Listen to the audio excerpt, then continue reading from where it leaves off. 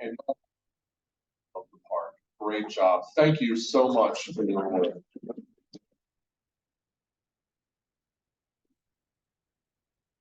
Today's our last day together, but it doesn't mean that we have to be strangers. So we will have our first faculty meeting the fourth Monday of August.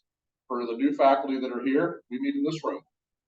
So we'll see you back here at the fourth Monday, and it'll be a busy day. We have elections for committees and a lot of things that are going on for faculty meeting.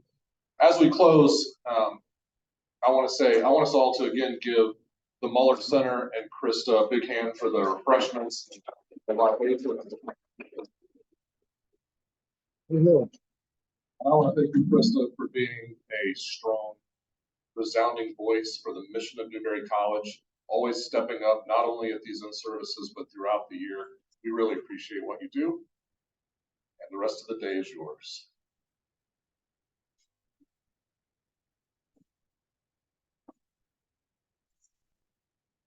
All right, how's everybody doing? So now you've learned, if you're new around here, that legal addictive beverages of all kinds are available through the Muller Center, right? From coffee in the morning to spirits in the afternoon, as long as, you know, as well as other things. So I know we're at the end of a couple of long days, and for those of you who are new, you're at the end of a third long intensive day. We probably have over-representation of introverts in the room, and so we're all kind of tired, most of us probably, and we've got several big days ahead. So I also hope to get us out of here a little bit early today, and I just want to give you a little bit of overview of a few reminders about purpose exploration. I want to tell you a little bit about student events and opportunities from the Muller Center this year so that you can pass those along. And then I want to tell you about faculty and staff opportunities. And finally, we'll have just a little bit of table conversation. And whether you read a lot or a little of the book, we will have some conversation around that. So there are a lot of materials on your table from the Muller Center. I didn't put copies of everything for every single person, but maybe you can share. And if you really need a copy of any of these things, then I can obviously get those to you. On the back of the purpose puzzle, that might be the best way to describe it, there are 3 paragraphs. And so I just wanted to, you don't have to read these materials. I know the danger of that. You put materials in front of, we know this with students, right? Don't give them materials that you don't want them to read if you want them to listen to. But just a reminder that a little over a year ago, faculty council and then the faculty voted to place a statement about vocation in our syllabi. This is it. We tend to use around here kind of interchangeably the language of vocational exploration, purpose, and calling. Purpose is kind of, that's the big marketing word, right? And the one we're able to talk to students about. But we did put this in our syllabus, and it's a reminder of who we are in large part as a Lutheran liberal arts institution. So I'm very excited about this, and part of what I wanted to just remind us today about and celebrate for me, now that I've been here 8.5 years, is that purpose exploration or vocational exploration is now very much at the heart of what we do. More and more of you have become literate in the language of this and how this shapes what we offer our students. So we have this in our syllabus, this statement. We also on your table, for those of you who may be new, I've got something called Purpose in a Nutshell, and it's got the small purpose puzzle at the bottom. This is a great document for thinking about how we at Newberry College think about vocational exploration. Vocation here is not just about one's career or job, it's about a whole life calling. We also don't think that people have one unchanging purpose in life, which is why we've shifted our language from exploring your purpose to exploring with purpose. If you have a cup and a mug on your table, you will see the transition of our tagline. The cups are old, you're welcome to keep them. Please don't throw them away, but they are the old tagline, and the mugs have the new tagline of exploring with purpose. The idea is we are equipping our students to think about their callings throughout their lifetimes. These callings shift as their circumstances shift. These callings shift as their relationships shift. We know this as people who are a little more seasoned in life, right? And often when we use the language with students about finding your purpose, you'll hear this a lot in our culture. We're going to help you find your purpose. Well, I think we sometimes struggle to help students find a major. So the last thing I want to do personally is be responsible for helping a student figure out their life purpose, or promise that they're going to know their life purpose after 4 years at Newberry College. That's a little bit too tall of an order, because for one reason, I can't predict the future. So I really like this notion and want to advocate that we talk about exploring with purpose. And on that purpose puzzle and the purpose in a nutshell, you'll also see that I came up with some quote. What is it at the top? Purpose is not a destination, but it's the spirit of heart and mind that we bring to the journey. Okay. I've also got the purpose puzzle on the table. It is at the bottom of Purpose in a Nutshell. The purpose puzzle is also in your advising handbook. I present this purpose puzzle to all of the first year students in college life, every single one of them, if they show up to class that day, to think about the various dimensions of purpose. We're doing a lot with Clifton Strengths. That is not only a part of college life, but it is being woven into our developmental advising. We want them to think about their own personality and inclinations, and strengths can actually illuminate some of that as well. We do values exploration. There are a lot of ways to do values exploration. A lot of the questions in the purpose pack have to do with values exploration.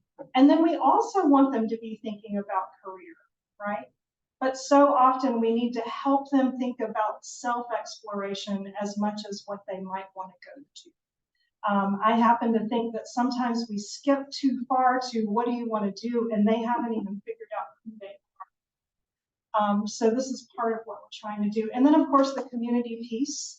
And this is part of also why the Muller Center houses both vocation and community engagement. And my coordinator for community engagement inconveniently just walked out of the room. Carlson didn't want to engage. Well, he's been engaged, but has now disengaged. So I think almost all of you know Carlton. He is one of the very visible people on campus and has done tremendous work with our students. So here's the purpose puzzle. Let me also say about that purpose in a nutshell cheat sheet. On the back of that are ways to use all sorts of ways you can use the purpose pack. So if you have that and you don't, one of the card packs, and you don't use it a lot, or you're looking for different ways to use it, that's there too. If you don't know what I'm talking about, the purpose pack, and you need one, let me know, right? So I know all these sheets are a little bit overwhelming, but they're there for your resources. Again, we have really infused this, and we're doing it more and more around the college. We've got it as a key part, purpose exploration of college life. And I really appreciate, Pat, your leadership on this and your investment in that. We have pulled it into the developmental advising model, and I really appreciate the QEP especially. And just our core curriculum. I know we're still learning how to negotiate the pared down core curriculum. But one way to think about the core curriculum, especially in advising, It is not just a checklist, right? I think there can be a temptation when we only have 10 minutes with our students to say, all right, what have you done, and what's the next core curriculum thing you need to check off the list? You know, one of the things we talked about in the QEP is changing the way we talk about the core curriculum. And really getting back to why we have a core curriculum as a college in the Lutheran liberal arts tradition. It is because we want our students to be, to have critical thinking, but also they don't always know what they're going to be interested in, right? Now they think they know. But this is also the explore piece. I've been very intentional about using exploration language, and the core curriculum is a great place to talk about this. Tell them they don't have to love every class they take, but what can they learn about themselves, or what can they, you know, what sort of personal questions can they take into any class? I always encourage, especially first-year students, in every class you take, try to find some sort of hook, something that might interest you, even if you're not as into some classes as you are as others, and pay attention to that. So I hope one thing we can do, I haven't talked about the core curriculum a lot in relation to purpose exploration, and I think we have a real opportunity there. So I'm very excited that we've got so many people on campus who are invested in this outlook. And it's really exciting to me that it's really seeping into the culture of the college, and it's not just something that the Muller Center is carrying anymore. And so it's very, very exciting.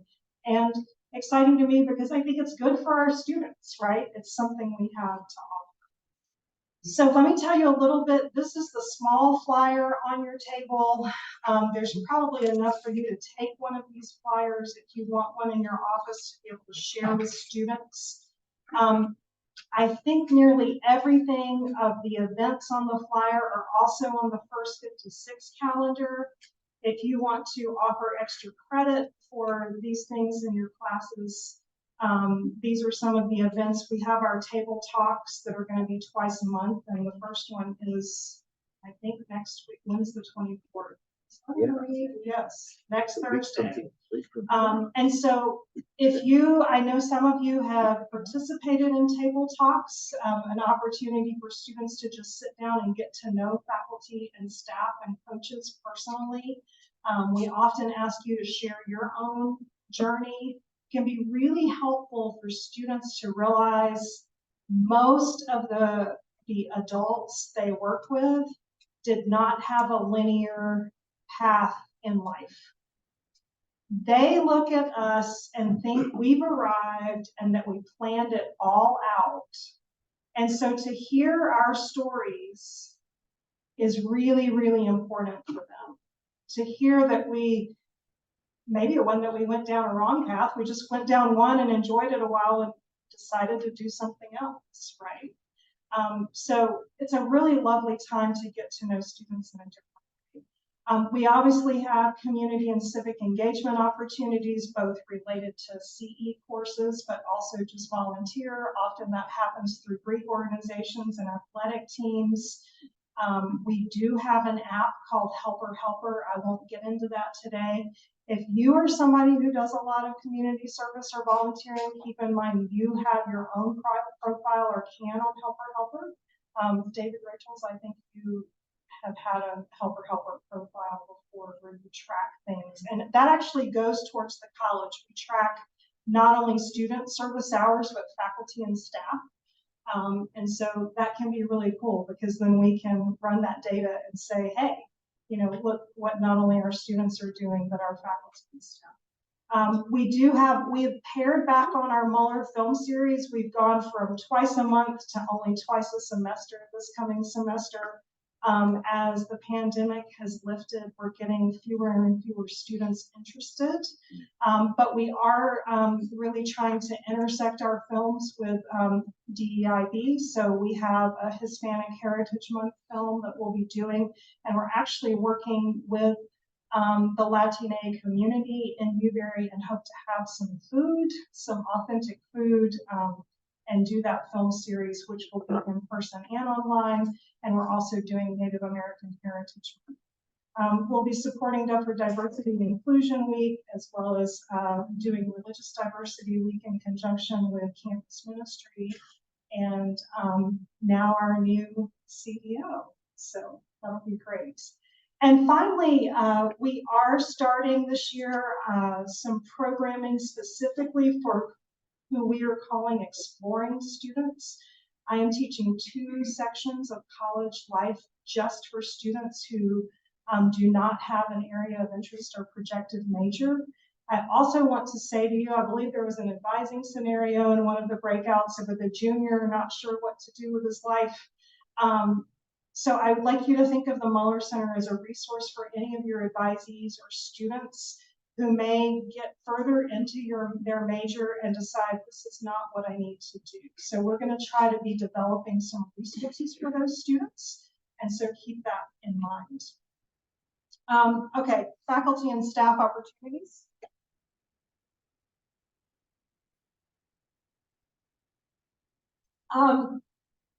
So some of the ongoing ones, of course, is that we support anyone who's teaching CE courses.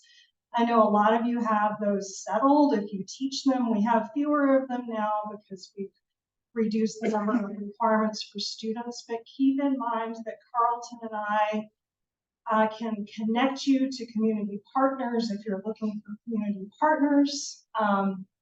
We can also help you design syllabi so that they're up to best practices in community-based learning, all of that. We've got great opportunities for growth there. Something that not a lot of people take advantage of, I do offer mini grants of up to $250 if you have programming for students, direct students that you want to do, and your department doesn't quite have the budget. I have a very brief application. Just email me and I will supplement some things. Carrie is not here, but she does this every year. She knows, she figures out something. I believe, Peggy, you and Naomi a few years ago took a group of students to the State Museum, and the Muller Center was able to rent the vans. So just things like that, if just a little bit of money will help. Always here for professional development, because not only do our students have vocational exploration and growth to do, we do. And really, this is where, on the one hand, I want to offer a little bit more support this year. And on the other, I'm not sure what that looks like. And that's part of what your table conversations are going to be. But I will say that one of the things I hope is that I can start working with you all at departmental and division levels. And so I'm going to be reaching out to the deans. I'll at least start there, because we are starting to have purpose exploration across the campus. It seems like it's time to maybe go deeper. And so I would love to be able to meet with departments or divisions about what does this look like in our field. So even if all you looked at of, say, the book today was the table of contents, there is a chapter on music. There's a chapter on religion and science. There's another chapter on the environment. I have some other volumes that also, they're not specifically Lutheran, but they're about vocation, but they're about vocational exploration in very specific fields. And my idea is that we could just have some conversations around that if you're interested in doing that as part of departments or divisions. I still very much support some conference attendance. There is not a lot of time left. But in about 5 or 6 weeks, there's actually a conference on vocational exploration in the classroom. And I've probably got money to take one person with me. So come on down as if you're on The Price is Right, if that is something that you want to do, because we need to figure that out. I've left a couple of blanks as well, because I'm not sure what you all want and need. I've offered things here and there over the years, and only a few of you have really been able to take advantage, and I understand why that is. We all work really hard. We don't have a lot of time and energy to spare. And at the same time, I've always taken it seriously that the Muller Center provides more than it asks. That is something that I feel a role that the Muller Center can play on campus. It's an important space for that, which is why I do provide food and drink, but I would like to be able to provide more than that if you have ideas about that. So any questions, I'm going to move us to table conversation, which is related to this, but any questions about any of this? I know I've thrown a lot at. I'll just say one more thing. The last couple of years, you've heard me talk about the NetView grant and opportunities through the NetView grant. That grant has officially ended. My final report is due at the end of this month. However, part of that grant was raising some matching funds, and we still have all those matching funds to spend. But I haven't quite figured out what that's going to look like, but a lot of that will be directed toward faculty and staff development. So I just ask you to stay tuned for that. And so there's more to come. There's just a little bit to figure out as I close out the grant and I see what the donors think they've given for and the spirit of the grant, and we've just got to do a little maneuver. And I guess as I bring up NetView, I will also say finally, before we get to table conversation, I am now working for NetView. You've heard me, many of you have heard me talk about NetView. So I am at the college and based at the college, but half my time is toward NetView now. The good thing is that a lot of what I will do for NetView, I get to pilot here. So it's kind of a win-win. But I will also say, if you email me and I don't get back to you as quickly as normal, it's because I'm juggling a few more things right now. So with that, I'm going to invite you into some table conversations. And interestingly, I was not in the session